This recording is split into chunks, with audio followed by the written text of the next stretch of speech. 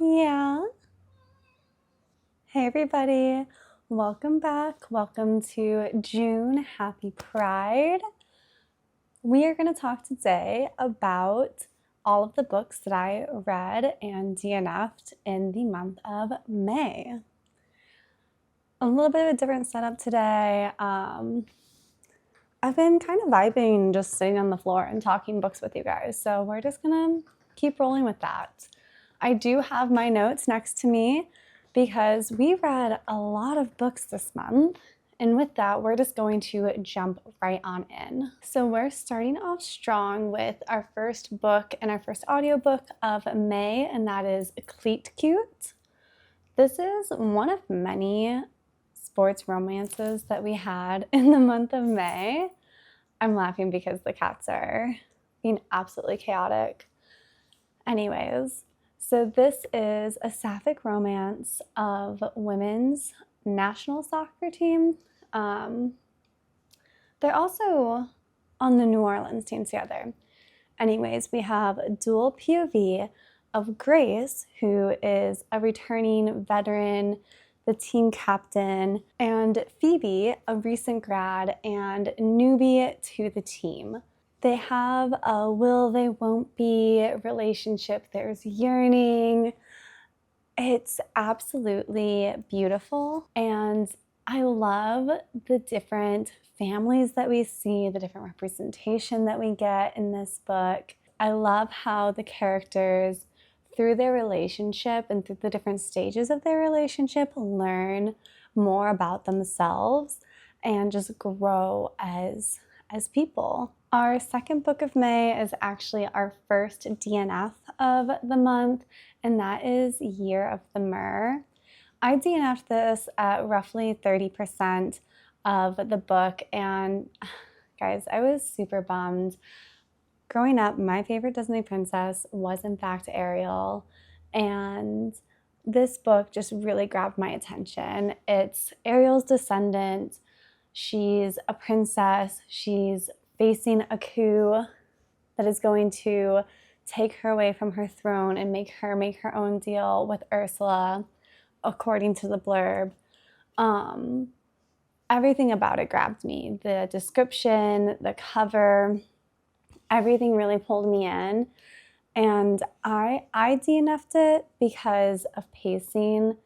At 30%, I don't even think we were anywhere close to the coup. Tell me if I'm wrong in the comments. And like if the coup happens at 31%. And on top of that, I didn't really enjoy our main character. For the most part, if I can't like get behind the main character, if I find them annoying or a bad person, like I don't really enjoy being in their perspective. There's going to be like an asterisk to this because literally later this month, but we'll get there when we get there. As I grow as a reader and as an adult having limited time, and that time is valuable, I am working on like being okay with DNFing a book.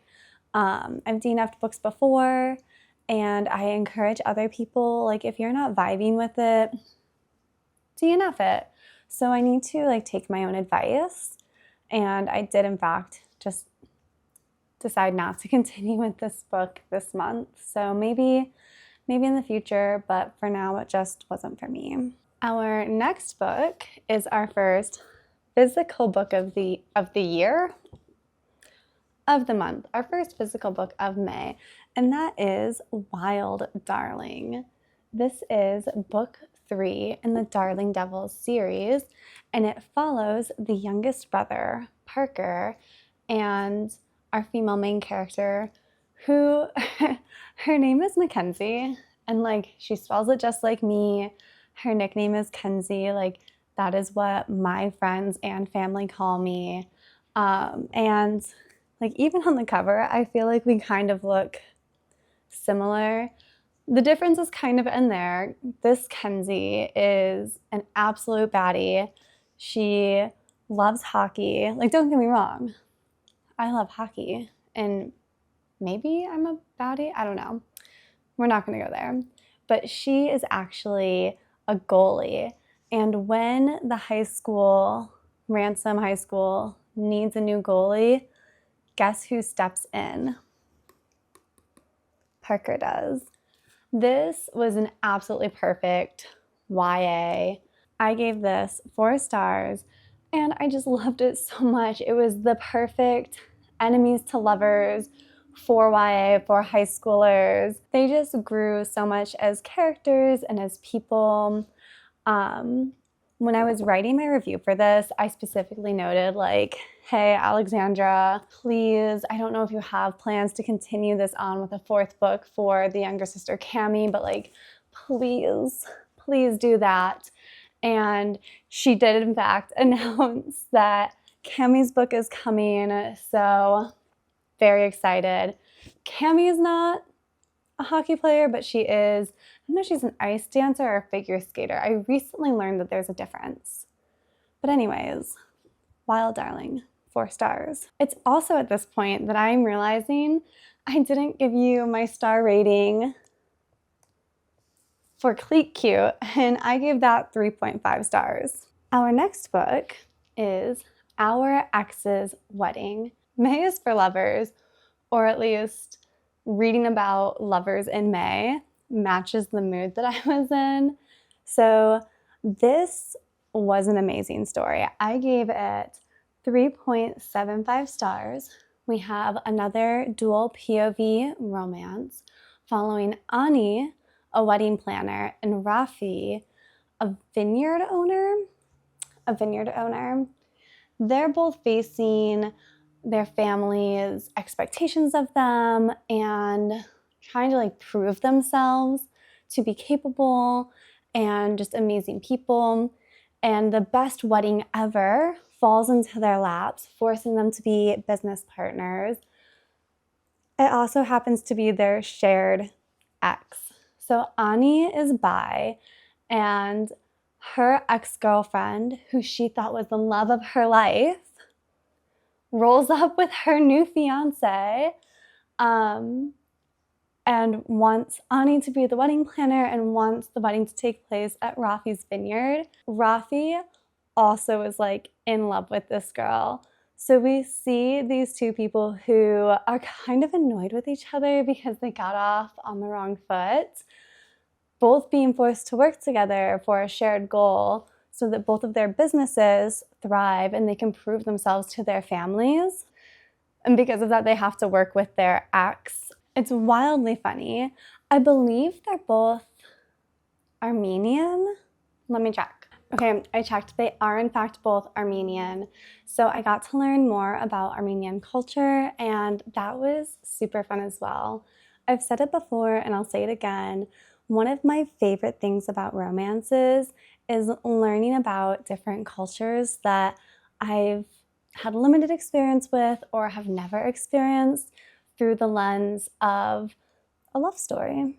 Moving swiftly along, our next book was Finding Her Edge, and I gave this book 3 stars. So this is a recent Netflix TV series, which I haven't watched the Netflix TV series yet, but as I was listening to it, I thought this might be a good, like the next time I'm in a TV slump, maybe I'll watch it, because I did enjoy the plot of this book, which we are only in one POV, and that is Emma, and it is an Olympic year. It is a junior world's trial year, and Emma's family are like big names in the figure skating, oh my gosh, guys, in that community. And she's, in a little bit of a rebel move, has become an ice dancer instead of a figure skater. So we have multiple love triangles, actually. And in a really surprising turn of events for me, I wasn't a big fan of the romance plot lines. I thought there was almost too much going on. She's in a love triangle. So her and 2 men are interested, this is a YA romance, Mackenzie. 2 boys are interested in her. One of the boys interested in her, she kind of has feelings for, but also her older sister has feelings for. The other boy in this love triangle has another girl who has feelings for him. And overall, it like does, I think, reflect how a high school love story would go. I don't know. I was just so much more invested in the Olympic storyline and the Junior World storyline and the different like pairs of skaters and what they were doing and her family's financial struggles. All of that was so much more interesting to me. And I was shocked when like the romance would start to creep in. I was like, no, no, no. I want to know what else is going on. So overall, like pretty good. I still gave it 3 stars. I think I said that earlier. But of the YA romances I read in May, this was probably on the lower end. I think if you really enjoy figure skating and ice dancing, like this would be great. I know what you're thinking. Mackenzie, you couldn't have possibly read another YA romance in the month of May, and you would be wrong. I read Christy Boyce's 5th book, 3rd in this series, Roles and Rivalry. If you look back to my most anticipated books of 2026, you will find this book on there, and it did not disappoint. I gave this 5 stars. Christy Boyce hit it out of the park again. So this is in Christy Boyce's like YA D&D trilogy series. This is the 3rd book. I don't know if she's doing another book in this series, but this time we are following Hazel, who is in Color Guard and has dreams to be a DM, which is a dungeon master, and Max, who is in percussion.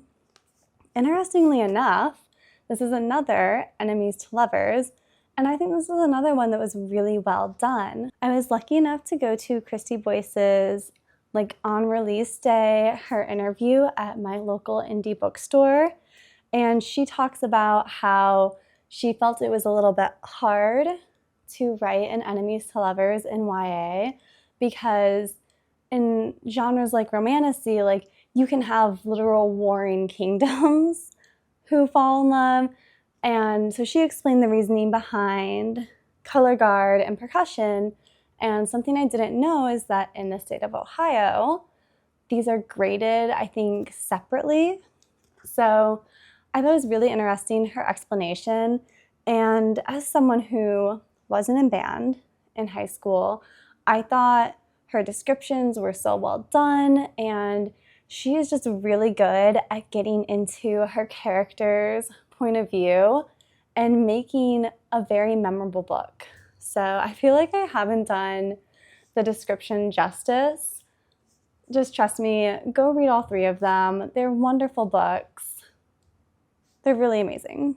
Our next book of May is Strikeout, which I gave 3.5 stars. This is an adult romance.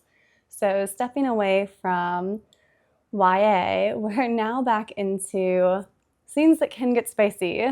And oh boy, did this one get spicy at times. This is a sports romance about baseball. So look at the growth here, guys. I read more than just hockey sports romances. I'm growing. Now I also read baseball sports romances. In this book, we're following Issa and Matteo. Issa is down on her luck, and she ends up nannying for Matteo, who is a pro baseball player. I know very little about baseball, but we are in both of their POVs. I thought this was really well done, and I was so excited when my library got a copy of the audiobook because I couldn't find this anywhere, and I ate it up. I love the found family that we got in this. I love the strong female friendships that are shown and how we can see women supporting women. And I love seeing like diverse families.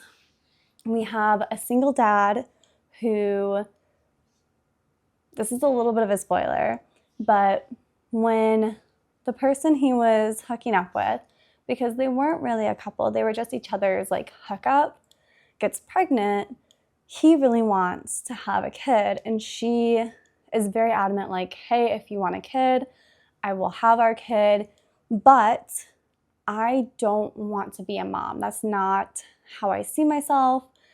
That's not something I want. And so he basically, when his daughter is born, like signs a whole bunch of legal documents, like, I'm never gonna ask her for child support, I take sole custody, all of these things. And so does the mom, but she's very much not in the picture. And it's not because anything bad happened or they had a falling out. It's because they wanted different things. And then we meet Issa, who does want a family and fits so well in their life, and that these two are in love. And she goes from being single to being a wife and a mom. Spoiler, they get married. It's a romance. But I just really appreciated seeing a family that I feel like we don't often see in romances. I think so often in the romance genre, it's so easy to be like, and they lived happily ever after, and the epilogue is them getting married, or the epilogue is them having a family. And I love those epilogues. I love seeing into the future like that.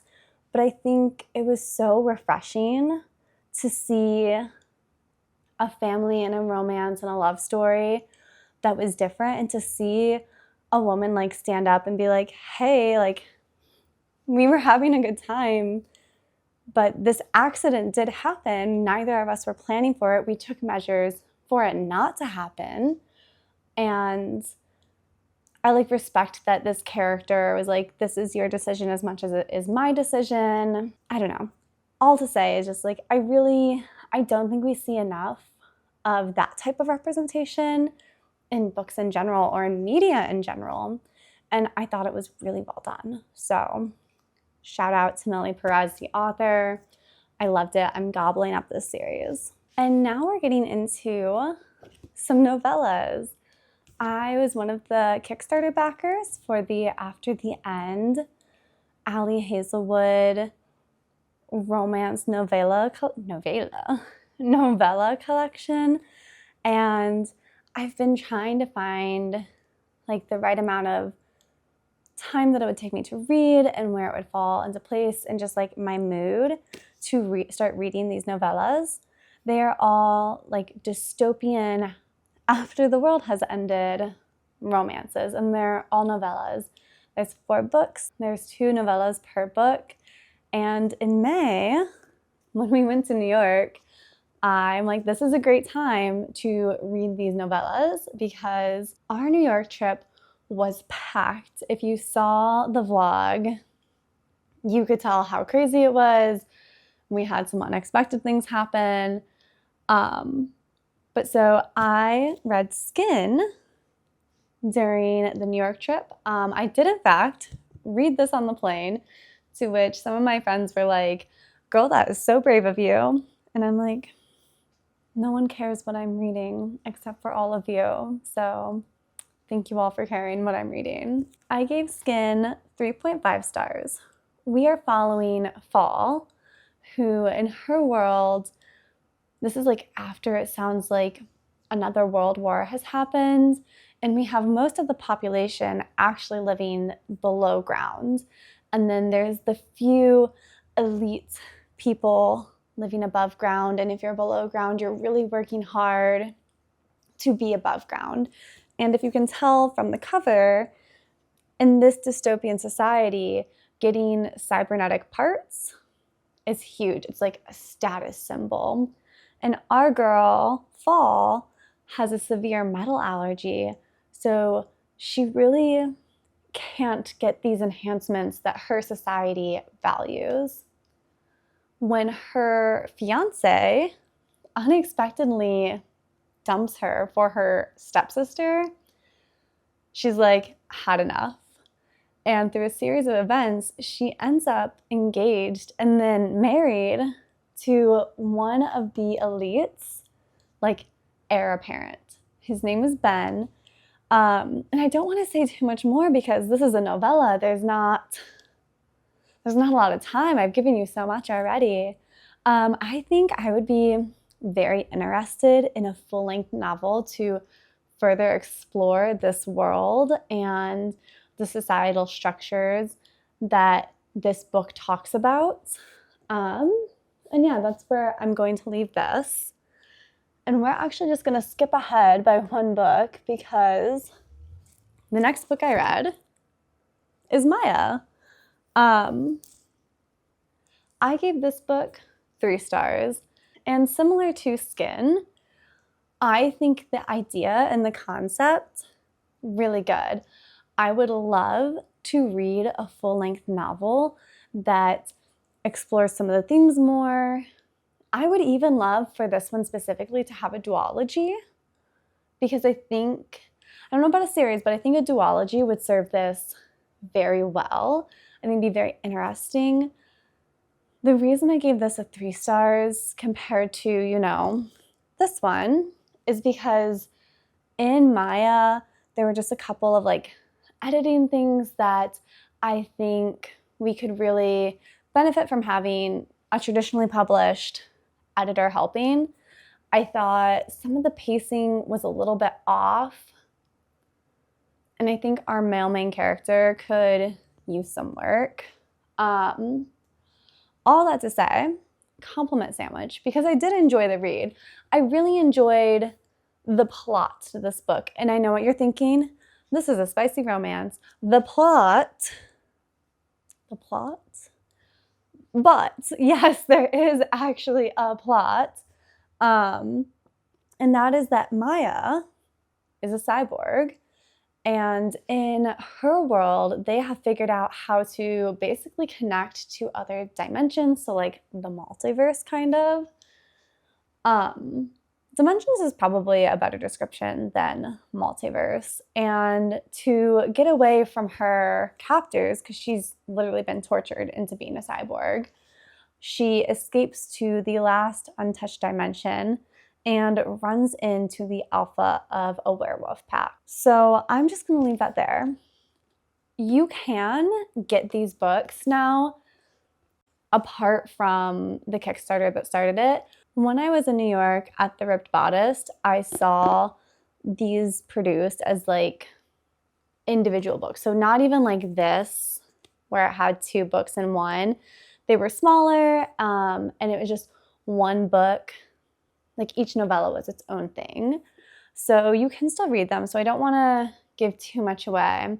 But those are my thoughts on the first 2 novellas that I read in the After the End campaign. Next is a book I literally cannot shut up about. And I really wish that for the first time I had read this as a live read and react. It blew my mind. No more suspense. Julie Chan is dead. Look at this book cover. It's so pretty. This is way outside my normal read. I normally stick to romances, to dystopian, to fantasy. That's my bread and butter. That's what we normally talk about on this channel. And this is classified as a thriller. I am on the record of saying I can't do thriller horror because it's too scary. And that's true. And yet, in I think 2 of the book tracking apps that I use, this was tagged thriller, and in one, it was even tagged as horror. So your girl is branching out. What is this book about? And how did it come into my life when it's so outside of what I would normally do? I'm going to answer the second question first. Instagram targeted me, and the author, Leanne, was doing some great promo work for this book, and her post lured me in. And I think part of that is because if you're a fan of the TV show Orphan Black, which I am, I think you would really like this book. And specifically, being a fan of Orphan Black, when I started seeing these posts pop up on Instagram describing this book, I was like, oh, this sounds really interesting. And I immediately put it on my library hold because I wanted to check it out. And I didn't even realize it was horror thriller until I started reading it and like went onto my book tracking apps and like added it to my currently reading. And I was like, whoa, this is thriller. Whoa. So what is this book about? I've built it up enough. Julie Chan is a twin, and her twin sister and her were separated not from birth, were separated, I think, at about 3 years old. And also, none of what I'm saying is a spoiler. I think it is on the back cover. And yes, I finished it and I went out and bought a copy because it was so good. I rated this 4 stars. Really should probably have been a 5-star because I'm obsessed. I can't stop recommending it. So 4-star asterisk, Mackenzie loves it, is actually probably 5 stars. Anyways, Julie is separated from her twin at a very early age after their parents tragically die. Julie is adopted by their aunt, and her twin sister, Chloe, is adopted by a wealthy couple that they are not related to, that wanted to adopt a child, but only wanted to adopt one. So they split up these twins, which is wild to me. Now they're adults, and Julie gets a call from Chloe, and it's really freaky. It kind of freaks her out to the extent that she buys a bus ticket with like the last little bit of money that she has to go to her sister in New York to try and find her. And when she finds her, she's dead. Now, inadvertently, and I won't tell you the series of events that leads up to this, everyone assumes that she is the one that's dead because Chloe could never have died like this. And so she just takes over Chloe's identity. Chloe is living the life that Julie can only dream of. She lives in an amazing apartment in New York. She's an influencer. She has everything she could ever want. And with every post that she does that is like her being Chloe, she gets so much affirmation that she desperately needs in her life. And through a series of events, we get a little bit like culty. It's so wild. It's so wild, and it's so good. It was such a good read. I was hooked. Normally when I do an audiobook, it normally takes me 2 days. I normally start it on my walk into work, and I end it either sometime the next day or like literally my walk home the next day, because there are some tasks that I do that I can't listen to an audiobook while I'm working. I was hooked. I got all my work done. I was still a responsible employee, but I literally, like, Matt and I got in the car to go to yoga, and I was like, you have to listen to this book with me because I'm finishing it tonight. I need to know what happens. So pick this book up if you want to be kind of obsessed with it. If you are a fan of Orphan Black, with all that, I need to give a couple of content warnings. Content warning number 1, there is death. There is a lot of death in this book. There's human death, and there is, unfortunately, animal death, specifically mice. The mice scene almost made me DNF it because I truly don't like violence. I don't really like reading about it. And animal violence, I can't. I personally kind of increased the speed of the audiobook to get through that scene because by the time it happened, I was pretty hooked. But that's my content warning for all potential readers. There is violence described on the page, person-on-person violence. There isn't any romance or spicy scenes, but it is mentioned and alluded to. And as a third content warning, there is a loss of a pregnancy. So if any of those things are not something you would enjoy, don't pick up the book, because it does include all of those things. Not to end on like the downer. I don't know if it's a downer, it's a content warning. It's very important to have those. But it is a very compelling story that also highlights, I think, our current society's addiction to social media. And it shows the positive side of that, getting affirmation, being liked, having the instant gratification. And it also highlights the negatives of what that can lead to and what you show of yourself online and how that can have a lot of drawbacks, actually. So that is my rant, probably one of the longer rants of this reading recap. Julie Chen is dead. We are cruising right along, and with that, our next book is Conform. I gave this book 3.75 stars, and for me, it was really reminiscent of like the 2010 dystopian era.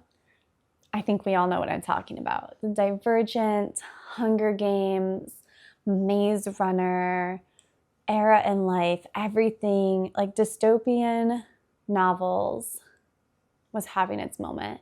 And this book was very nostalgic of that for me. And it hit some of the big, in my opinion, dystopian tropes that make this genre so successful. We have a post-cataclysmic war society that is new and interesting and highlights the difference between the upper echelon of society and the everyday people that make it so the elite class can live a lovely lifestyle. It has a main character who is learning with us the extent to which their society is almost broken, so we can experience in real time with them what is actually happening almost behind the scenes. And through a series of events, we are in the conflict of, do we acknowledge that this system is messed up but find our place in it? Or do we revolt? Do we help the people that are working to dismantle this system and hope that we are making a better system in the end? To me, those are what make a really good dystopian novel. And for me, Conform has all that. It also has what I think is a common dystopian trope, which is a love triangle. So we follow our main character, Emmeline, and we're in her point of view. This society, the upper echelon of people, literally live in the clouds. They wear colors. They have a pampered lifestyle that we're led to believe. Then you have people who live basically on the earth, and they are called minor defects. And there's something about them that is considered imperfect. For Emmeline, she has heterochromia, so she has 2 different colored eyes, and that is a visual minor defect. So even though her whole family lives in the clouds, she can't. She's relegated to wear the color gray and to go to work every day. And her specific job I find really interesting is sorting art from the past. So basically from where we are today to either be disposed of or approved to like remain in society. There is a class below her, and that is the major defects. This group wears dark blue, and this is where we get into kind of the love triangle. So she meets a man who is dark blue, and she meets him just as she is approved to become the mate, basically. And that is truly what it is. It's a contract to mate with someone in the clouds. Women who are minor defects have this ability to sign these contracts, and it's basically to keep up the genetic diversity of those elite society members. She also happens to end up liking her mate, so that's where the love triangle comes in. And we learn with her the extent to which the society is messed up.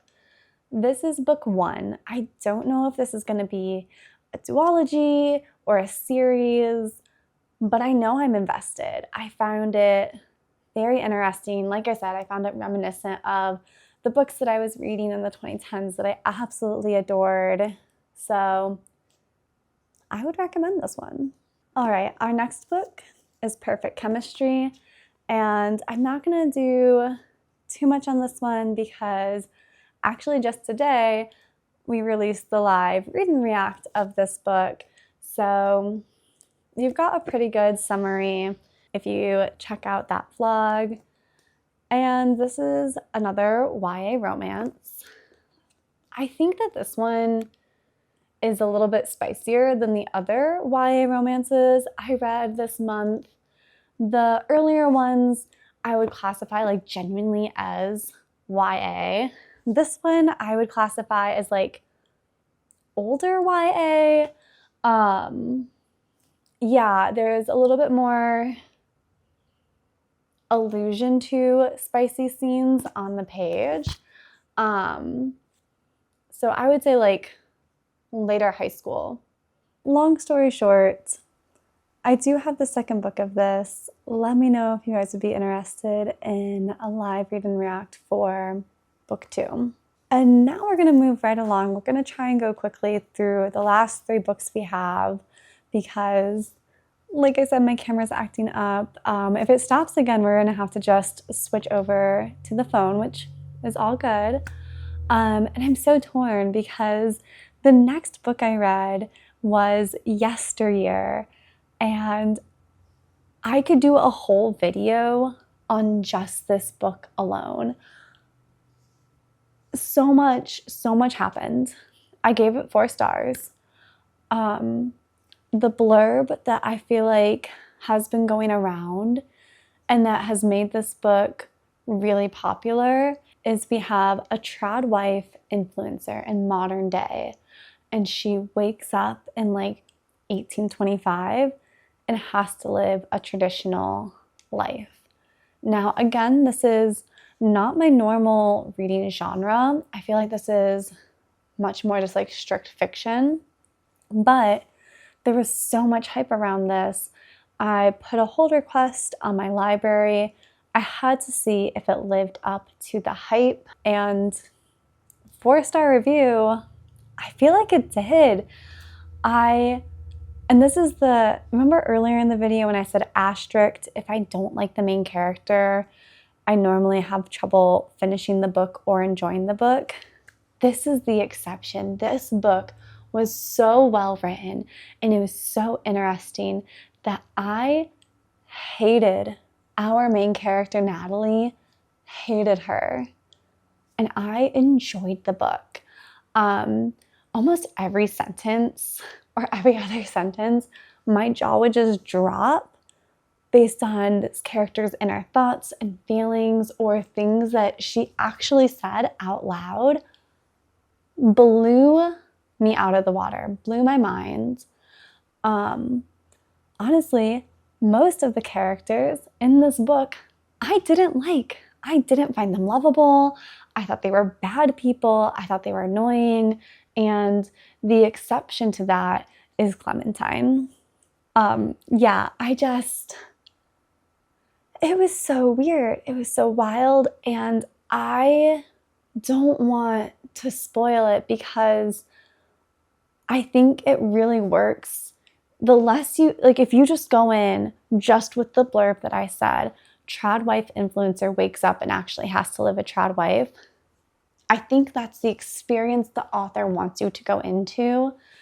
There is a twist that I only sort of called. I didn't even get it completely right. Called like maybe 2 chapters before it happened. It was a very interesting, again, look on society and kind of like a reflection of maybe what's going on in the world. I will say I enjoyed how the book was set up. I thought it was well structured. It's broken into 3 parts and then an epilogue. So we start in present, that's part 1. And part 1 is just one singular chapter. And then we go into part 2, which is past. And this is broken up into several different chapters. And I think some of the reviews that seem to have an issue with the book, I think this is where they had the issue. They thought it would just be 100% we're in like 1825. And in reality, past meant actually like, yes, we are in her living a traditional life, but we're also in her personal past, and we get flashbacks to from before where the book started.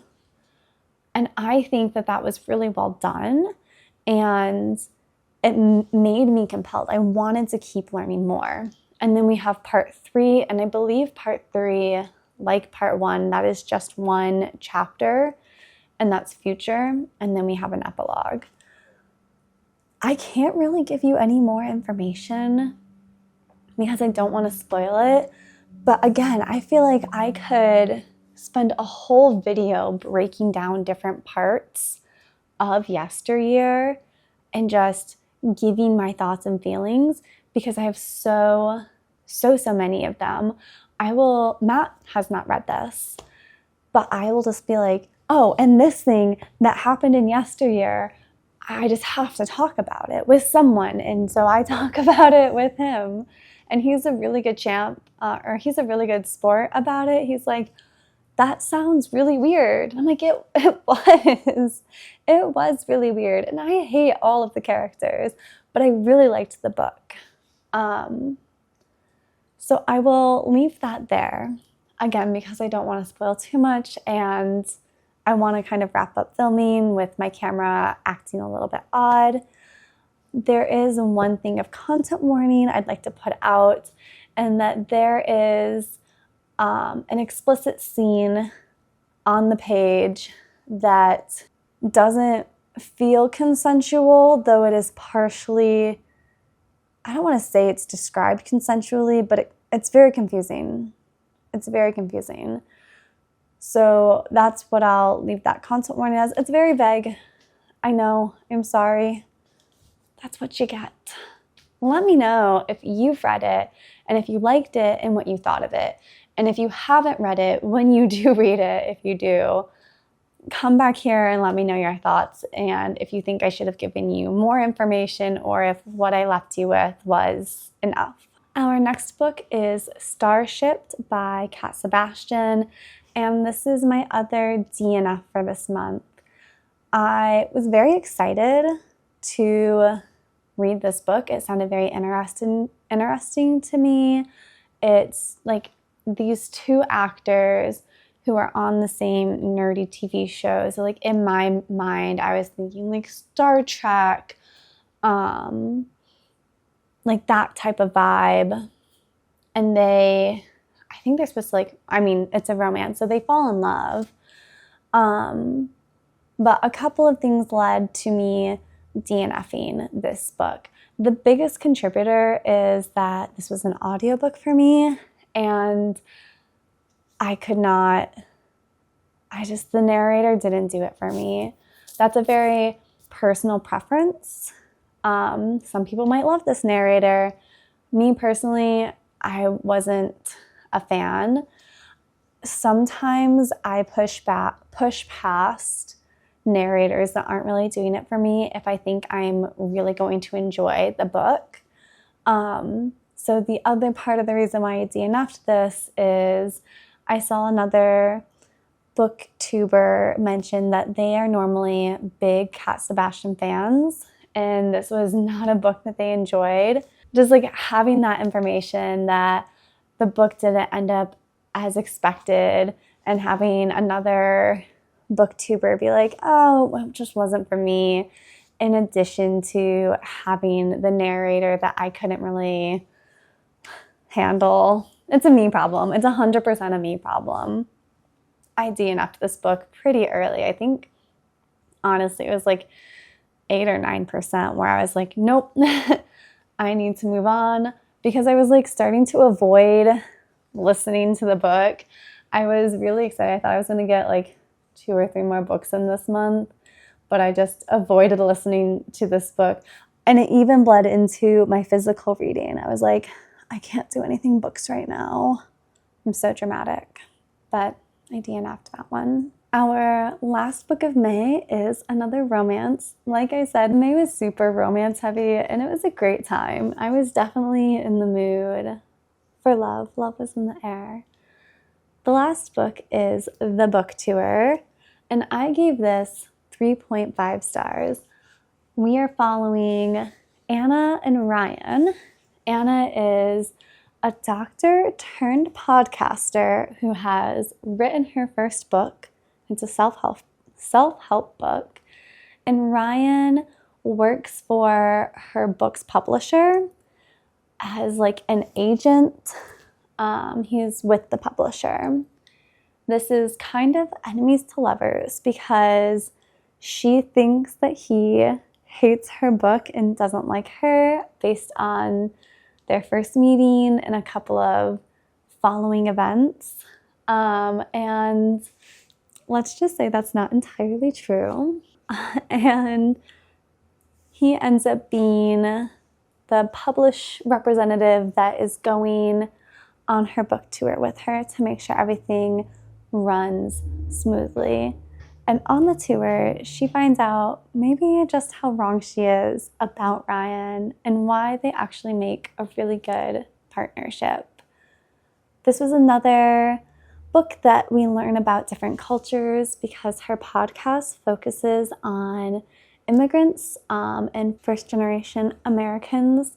And again, we get a really diverse family situation, which I'm not going to spoil because it is actually a little bit of a big spoiler. But again, I just like reading about different cultures and different families, and how at the end of the day, love is love, and your family is almost like who you choose it to be. And yeah, it was a very sweet romance. There was a Brooklyn Nine-Nine reference, like a very small one. And I was like, yep, I'm a fan. All right, Emily, take my money. Oh, I also think the epilogue to the book tour, super well done. I think that it was true to who our characters were when we saw them throughout the book, and it was just very well written. So with that, those are the 15 books that I read and DNF'd in the month of May. I hope you guys are all having absolutely wonderful weeks. I'm just going to close it out here because I feel like it's been a little bit of a long, chatty reading recap. I hope that you found something that you added to your TBR in this book, and I'll see you all next week for another bookish video. Bye!